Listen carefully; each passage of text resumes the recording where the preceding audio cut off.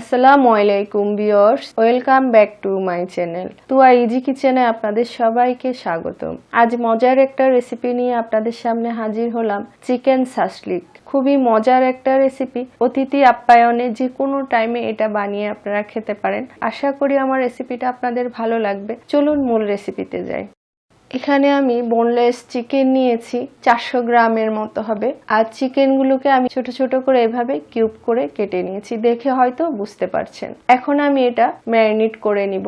দিয়ে দিলাম হাফ চা চামচ আদা বাটা, হাফ চা চামচ রসুন বাটা, লবণ দিয়ে দিলাম কোয়ার্টার চা চামচ। লবণটা কমিয়ে দিলাম কারণ আমি এখানে সয়া সস ইউজ করব, আর সয়া সসে লবণ থাকে।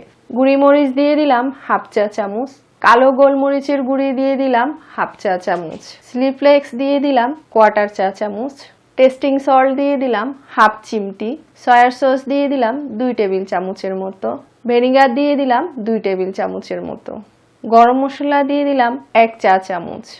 এখন সব একসাথে ভালো করে আমি মেখে নিচ্ছি। ভালো করে মেখে আমি এটা 30 মিনিটের জন্য রেস্টে রাখবো। আপনারা চাইলে আরো বেশি সময় এটা রেস্টে রাখতে পারেন। যত বেশি সময় এটা ম্যারিনেট করবেন, টেস্টটা তত বেশি ভালো আসবে। ফিরে আসলাম 30 মিনিট পর। এখন আমি আবার একটু মশলাটা মেখে নিচ্ছি ভালো করে। আর এখানে নিয়েছি আমি একটা ক্যাপসিকাম, আর ক্যাপসিকামকে আমি এভাবে কেটে নিয়েছি কিউব করে। আর নিয়েছি 2টা পেঁয়াজ। পেঁয়াজকে আমি 4 ভাগ করে এভাবে পাট করে খুলে নিয়েছি। আর কয়েকটা শাসলিক কাঠি আমি 20 মিনিট আগে পানিতে ভিজিয়ে রেখেছিলাম, দেখতে পাচ্ছেন। এখন আমি এগুলো উঠিয়ে নিব। সবসময় এভাবে 15 থেকে 20 মিনিট আগে ভিজিয়ে রাখবেন, এতে করে আর ভাজার সময় কাঠিগুলো পুড়বে না। এখন আমি স্টিকগুলো গেঁথে নিব। তো প্রথমে আমি 1 পিস মাংস নিয়ে নিলাম, তারপর 1 পিস পেঁয়াজ দিয়ে দিলাম, তারপর দিচ্ছি এখন ক্যাপসিকাম, আবার 1 পিস মাংস দিচ্ছি। এভাবে করে আমি সবগুলো গেঁথে নিচ্ছি। আপনারা চাইলে পেঁয়াজ এবং ক্যাপসিকামটা মাংসের সাথে একটু মেখে নিতে পারেন। আমি এভাবেই দিয়ে দিচ্ছি। খুবই মজার একটা রেসিপি। এটা পরোটা, নান রুটি, প্লেন পোলাও, ফ্রাইড রাইসের সাথে পরিবেশন করতে পারেন। সবাই খুবই পছন্দ করবে। পুরো রেসিপিটা ফলো করে একবার তৈরি করবেন, আশা করি ভালো লাগবে। আর আমার রেসিপিটা যদি ভালো লাগে, লাইক কমেন্ট শেয়ার করবেন, আমার চ্যানেলটি সাবস্ক্রাইব করবেন, আমার পাশে থাকবেন, অনুরোধ রইল সবার কাছে। আমি শুধু সবুজ ক্যাপসিকাম দিয়ে এটা কালারফুল করতে চাইলে লাল অথবা হলুদ ক্যাপসিকামও এখানে অ্যাড করতে পারেন, তাহলে দেখতে এটা আরো বেশি সুন্দর লাগবে। তো আমি সবগুলো গেঁথে নিয়েছি, দেখতে পাচ্ছেন। দেখতে কি সুন্দর লাগছে। এখন আমি এগুলো ভাজতে চলে যাব। এটা আমি এক সাইডে রেখে দিলাম।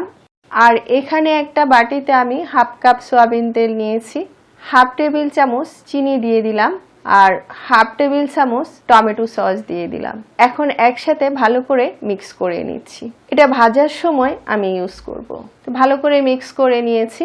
আর এখানে চুলায় একটা প্যান বসিয়েছি। প্যানে 2 টেবিল চামচের মতো সয়াবিন তেল দিয়ে দিলাম। আপনারা চাইলে বাটার ইউজ করতে পারেন, এতে টেস্টটা আরো বেশি ভালো আসবে। তেলটা গরম হওয়ার পর আমি শাসলিকগুলো একে একে দিয়ে দিলাম। একটু ফাঁক করে দিয়েছি যেন একটা গায়ের সাথে একটা না লাগে, তাহলে উল্টাতে পাল্টাতে সুবিধা হবে। চুলার আঁচটা মিডিয়ামে আছে, খুব বেশি আঁচ দেওয়া যাবে না, তাহলে তাড়াতাড়ি পুড়ে যাবে আর ভেতরে কাঁচা থেকে যাবে। আর খুব একটা বেশি সময় লাগবে না, 10 থেকে 12 মিনিটের মতো সময় লাগবে।